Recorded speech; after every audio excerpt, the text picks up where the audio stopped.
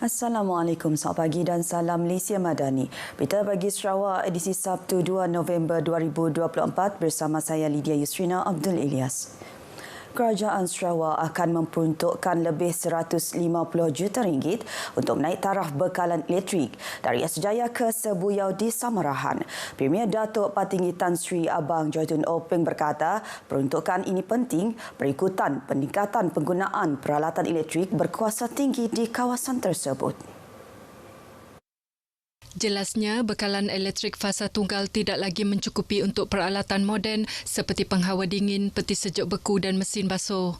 Projek penaik tarafan bekalan elektrik 3 fasa akan meliputi kawasan dari Sadung Jaya hingga Sebuyau. Beliau berucap demikian semasa merasmikan naik taraf Masjid Darul Iman di Sadung Jaya. Masjid yang dibina pada tahun 2021 ini mampu menampung sekitar 1,500 jemaah dalam satu-satu masa. Sebanyak 20 juta ringgit telah diperuntukkan kerajaan bagi skim pembesaran kampung Jerijih di bawah projek rakyat kerajaan negeri. Timbalan Menteri Perancangan Bandar, Pentadbiran Tanah dan Alam Sekitar Datuk Lim Talif Saleh berkata, pelbagai projek lain turut dilaksana di kampung itu termasuk pembinaan Dewan Masyarakat di bawah projek transformasi luar bandar bernilai 1.6 juta ringgit. Turut diluluskan pembangunan semula sekolah kebangsaan Abang Buyuk dengan kos 8.7 juta ringgit. Ia merupakan projek di bawah pembangunan semula sekolah Daif di Sarawak. Pelaksanaannya akan bermula dalam masa terdekat. Inisiatif ini diharap dapat menyediakan persekitaran selesa dan lebih teratur, sekaligus menyumbang kepada pembangunan ekonomi dan sosial di kawasan ini. Beliau berkata demikian semasa berucap pada perasmian Masjid Al-Haj Kampung Jerijih di Tanjung Manis. Perasmian disempurnakan Yang di-Pertua Negeri Sarawak, Tun Pehin Seri Dr. Wan Junaidi Tuanku Jaafar. Mengenai masjid itu, Datuk Len yang juga adun Kuala Rajang berharap ia akan digunakan oleh penduduk untuk pembangunan inklusif modal insan. Selain berfungsi sebagai tempat ibadah, Masjid Al-Haj turut berperanan sebagai pusat kegiatan sosial dan pendidikan masyarakat. Syarikat Penerbangan Batik Air memulakan penerbangan sulungnya yang menghubungkan Kuala Lumpur dan Bintulu semalam. Menteri Pengangkutan Sarawak Datuk Sri Lee Kim Shin memaklumkan bahawa laluan baru ini akan beroperasi 10 kali seminggu, menawarkan lebih banyak pilihan perjalanan bagi pelancong dan penduduk tempatan. Increasing the flight, especially during festive occasion lah. Like coming very soon, you have Chinese New Year, Christmas, Chinese New Year, Hari Raya, Gawai. When there's a demand for more seats, they are willing to cooperate. Similarly, with the other airlines like AirAsia also had met with me. Beliau ditemui pemberita di lapangan terbang Bintulu. Tambahnya, laluan baru ini dijangka memberi kesan positif kepada sektor pelancongan dan ekonomi di Bintulu. Datuk Seri Lee turut menggalakkan Batik Air meneroka laluan antarabangsa lain seperti Indonesia, China, Jepun dan Korea Selatan untuk menjadikan Sarawak sebagai hub transit utama di rantau ini. Dalam perkembangan lain, Datuk Sri Lee berkata 4 unit papan tanda radar kelajuan bertenaga solar dipasang di beberapa lokasi yang telah dikenal pasti di Bandaraya Miri. Inisiatif daripada Jabatan Kerja Sarawak itu bagi memberi peringatan dan maklum balas kepada pengguna jalan raya mengenai tahap kelajuan mereka sekaligus dapat mengurangkan risiko kemalangan. Sikap pemandu yang memandu laju salah satu faktor utama berlakunya kemalangan jalan raya. Dengan adanya paparan tahap kelajuan akan memberi peringatan kepada pengguna untuk mengurangkan kelajuan kenderaan dan mematuhi had laju yang telah ditetapkan. Papan radar kelajuan itu juga dapat merekodkan bilangan kenderaan yang dipandu laju dan menghantar statistik ke pusat operasi. Installing this is not we want to catch the drivers from speeding. This is self-check. Remind yourself you are already speeding. Yeah? So when you see that you are already speeding, you should slow down. 4 lokasi yang dipasang dengan sistem itu ialah jalan berhampiran simpang masuk ke Borneo Medical Centre, jalan menuju bulatan Monumen Kuda Laut, jalan bertentangan dengan Jabatan Pengangkutan Jalan Miri dan jalan di hadapan pejabat JKR bahagian Miri.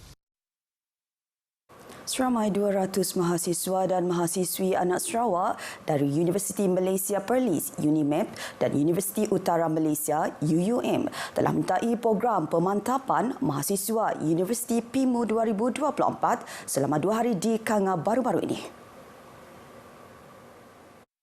Timbalan Menteri di Jabatan Premier Sarawak, Datuk Mursyid Diraja Dr. Juanda Jaya berkata pentingnya generasi muda dilengkapi kemahiran teknikal, intelektual dan asas moral yang kukuh demi memimpin negara dengan kejujuran pada masa hadapan.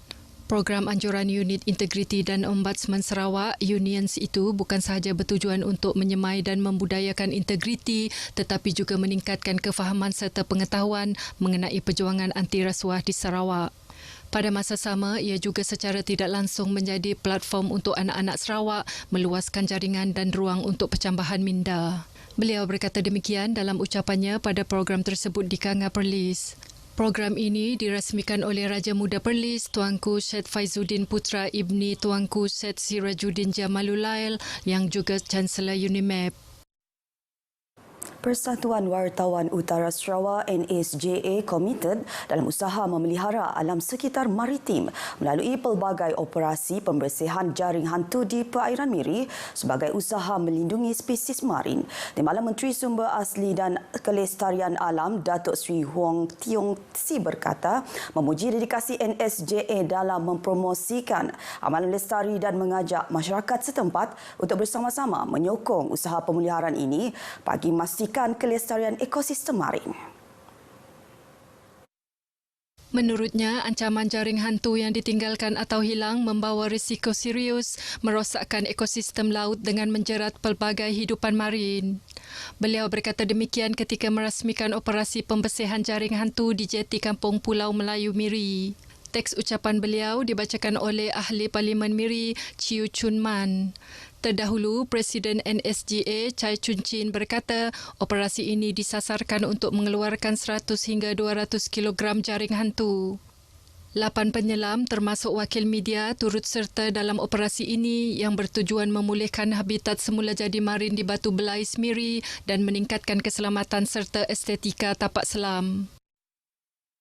Jabatan Kastam Diraja Malaysia JKDM Sarawak berjaya menumpaskan cubaan menyeludup rokok pelbagai jenama dan minuman keras ke luar Kuching di Kuching Samarahan Expressway pada 22 Oktober lepas.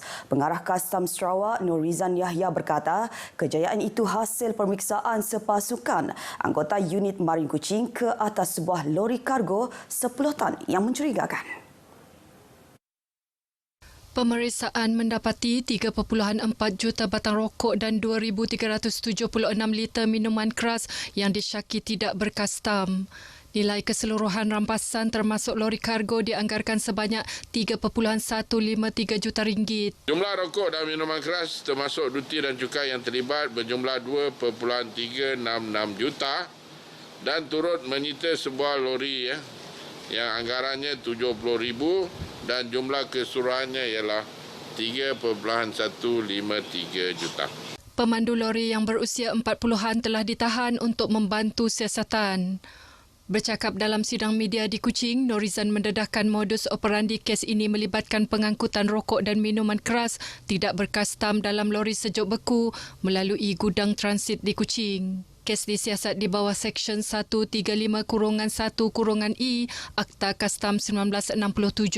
Jika sabit kesalahan, pesalah boleh didenda tidak melebihi RM500,000 atau penjara tidak melebihi 5 tahun atau kedua-duanya sekali. Berita pagi Sarawak berakhir di sini. Dari sungai hingga segara, Palestin pasti merdeka. Ikuti Stadium RTM selepas ini untuk perkembangan sukan tanah air dan antarabangsa.